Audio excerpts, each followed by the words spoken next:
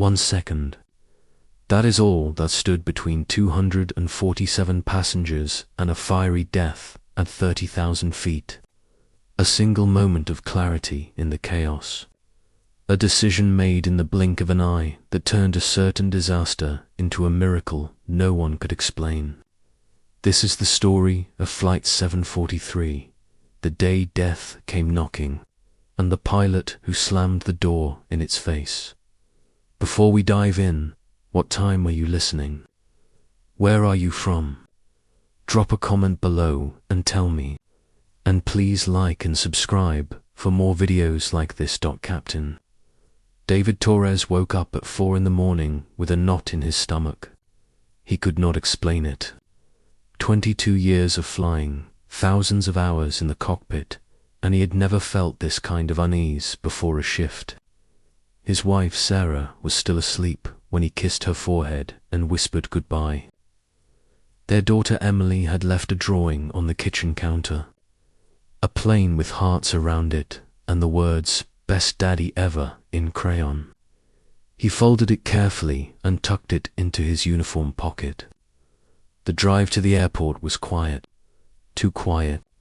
Even the radio seemed muted, like the world was holding its breath. David parked his car in the crew lot and sat for a moment, watching the sunrise paint the sky in shades of orange and red. Beautiful, he thought, but somehow ominous. He shook off the feeling and grabbed his flight bag. There was work to do. Inside the terminal, everything looked normal. Passengers lined up at gates, coffee shops opened their shutters, announcement boards flickered with departure times. Flight 743 to Miami was scheduled to leave at 7:30. A routine domestic flight. 3 hours in the air. Nothing he had not done 1,000 times before.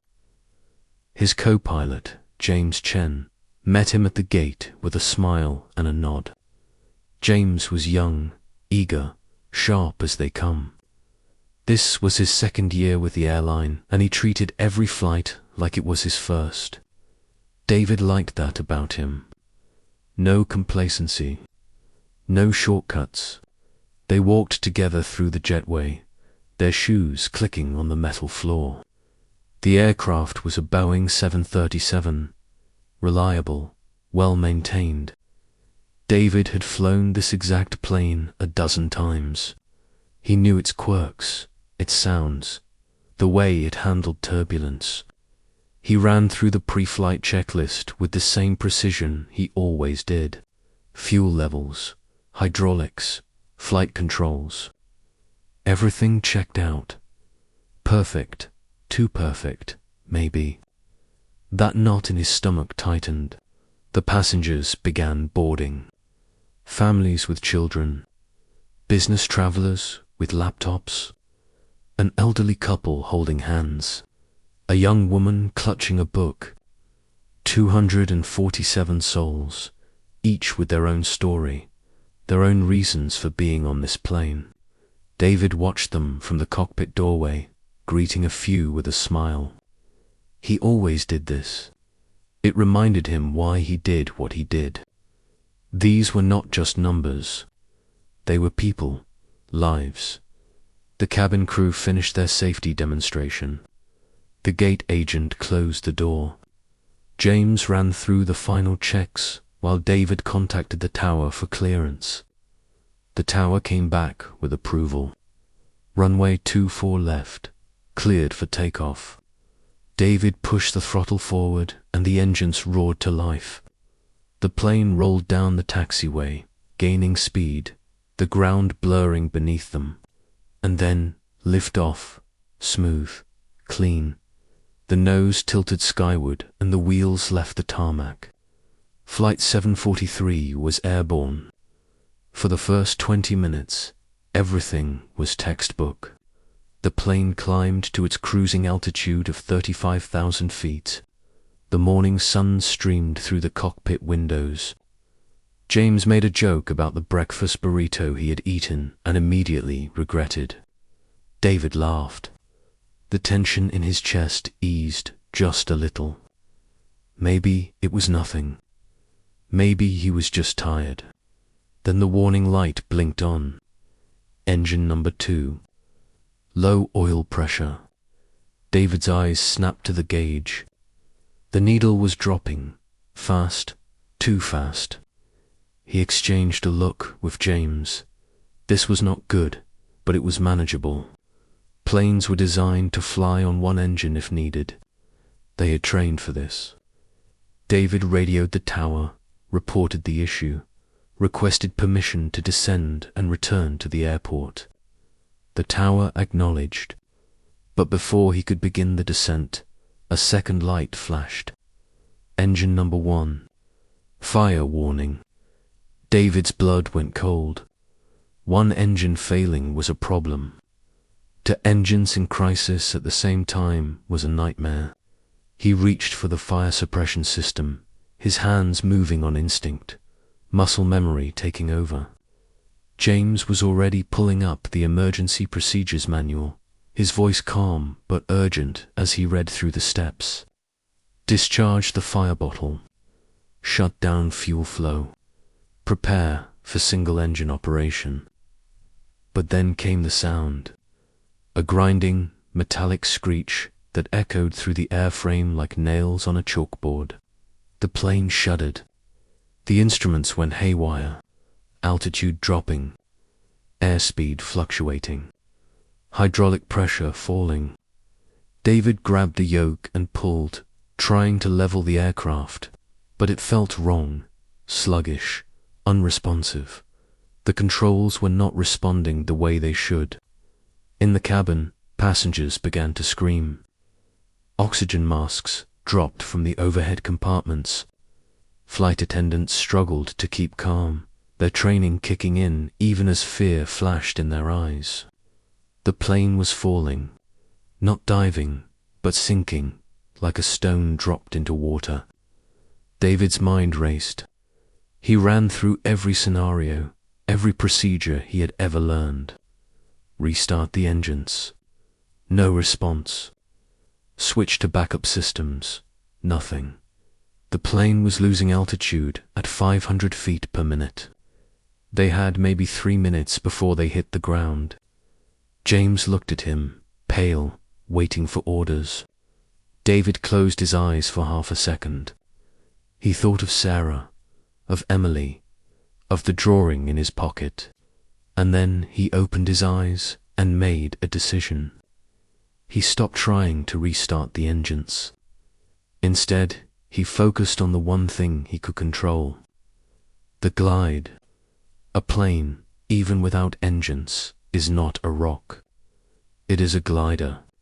A massive, unwieldy glider, but a glider nonetheless. David adjusted the nose, angling it down just enough to maintain airspeed without losing too much altitude too fast.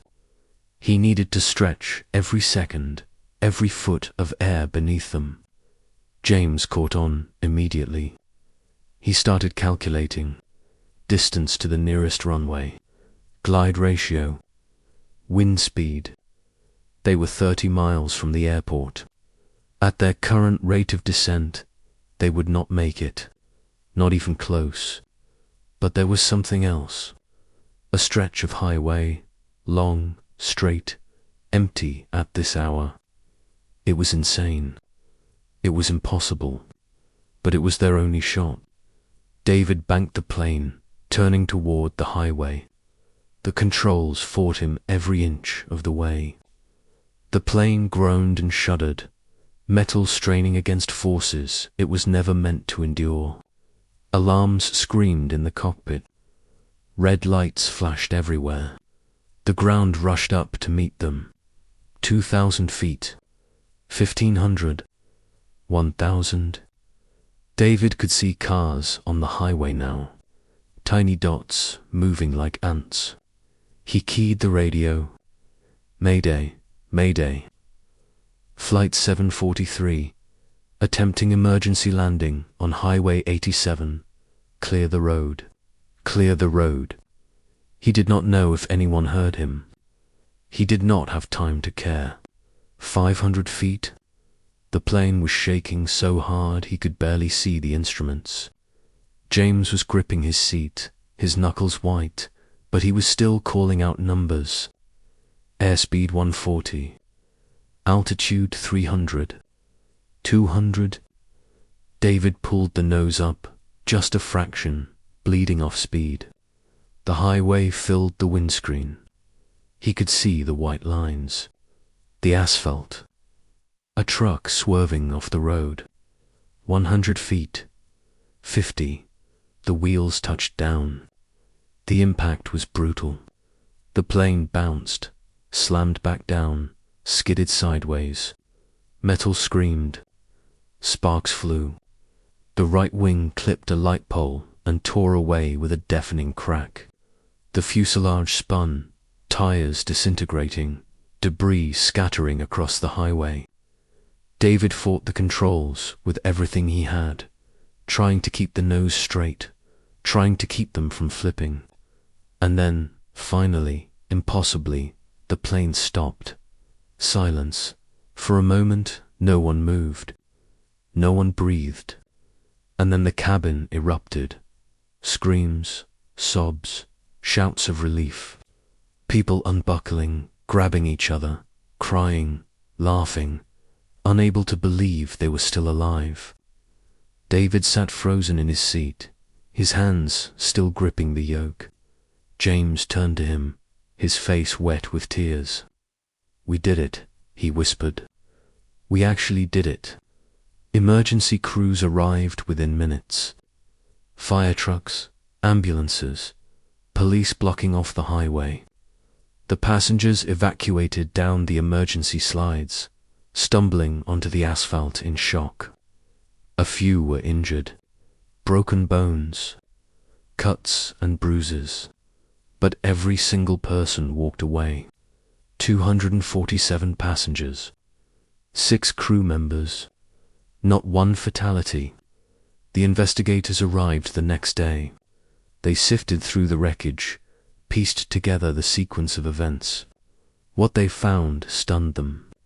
The engine failure was caused by a catastrophic mechanical flaw, a defect in a critical component that should have been caught during routine maintenance, but was not. The fire had spread to the hydraulic lines, severing the plane's ability to control its flight surfaces. By all engineering standards, by every simulation they ran, Flight 743 should have crashed, should have killed everyone on board. But it did not. Because in the moment when everything was falling apart, David Torres did not panic. He did not freeze. He made a choice. A split-second decision that defied every instinct screaming at him to pull up, to fight the descent. Instead, he embraced it. He turned a falling plane into a controlled glide and found a place to land where no one thought a plane could land. The media called it a miracle.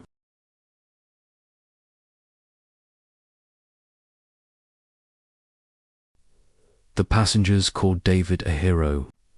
But when reporters asked him how he did it, how he stayed calm, how he made that impossible landing, he just shook his head. "I do not know," he said quietly. "I just knew I had to try. One more second of hesitation, one wrong move, and they would all be gone. But that second never came." The Federal Aviation Administration grounded every plane with the same engine model. The defect was corrected. New safety protocols were put in place. Flight 743 became a case study taught in aviation schools around the world. But for the people who were on that plane, it was more than a lesson. It was a reminder. Life is fragile. Disaster can strike without warning. And sometimes, survival comes down to a single moment. A single choice, a single second that makes all the difference. David Torres went back to flying 6 months later. He still wakes up early. He still feels that knot in his stomach sometimes. But now, when he looks at the passengers boarding his plane, he does not just see people. He sees the 247 reasons why he will never stop fighting, why he will never give up, because 1 second can change everything, and 1 second too late, they would all be gone. So if you like this video, please like and subscribe for more videos like this.